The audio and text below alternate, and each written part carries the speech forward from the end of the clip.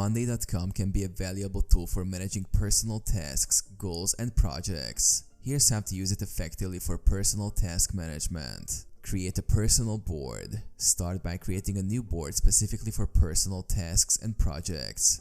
Customize the board structure to fit your personal workflow and preferences. Set up columns. Customize columns to represent different categories or stages of your personal tasks.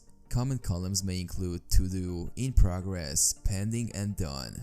Add tasks. Populate your board with tasks by creating items for each task or activity you need to complete. Include details such as task descriptions, due dates, and priority levels. Assign owners and due dates. Assign tasks to yourself and set due dates to ensure accountability and track progress. Use color coding or labels to prioritize tasks and identify critical action items. Track progress. Update task statuses as you make progress. Move tasks across columns to reflect their current status and track completion. Utilize comments and attachments. Use comments to add notes, reminders, or additional context to tasks. Attach files, documents, or links to relevant resources to keep all information centralized and easily accessible. Review and reflect. Regularly review your personal board to assess progress, identify bottlenecks, and adjust priorities as needed. Use insights from these reviews to refine your task management approach and improve productivity.